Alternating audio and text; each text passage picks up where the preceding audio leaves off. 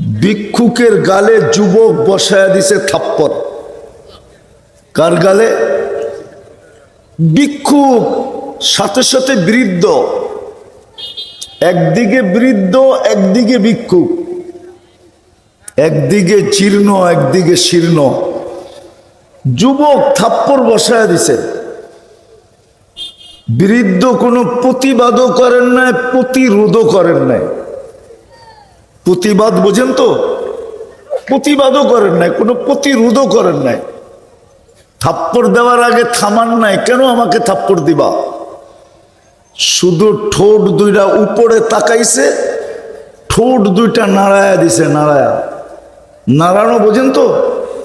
ঠোঁটগুলো শুধু নাড়ায়া দিছে। যুবক জাগারটা জায়গায় মরতে দেরি হয় নাই।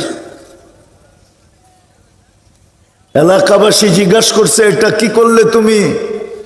তো ভিক্ষুক মুস্কি মুস্কি হাসতেছিল আর বলতেছিল, প্রেমের খেলা হয়ে গেছে, আমি কিচ্ছু করি নাই, প্রেমের খেলা হয়ে গেছে। জিজ্ঞাসা করছে, এইখানে আবার প্রেম আসলো কোত্থেকা?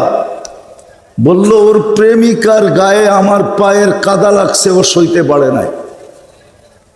আমাকেও একজন ভালোবাসে, সেও সইতে পারে নাই। ও কাদার প্রতিশোধ নিছে থাপ্পড় দিয়া।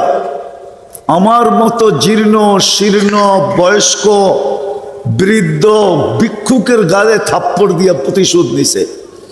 আমাকেও একজন ভালোবাসে, উনি প্রতিশোধ নিছে জান নিয়া। প্রেমের খেলা হয়ে গেছে।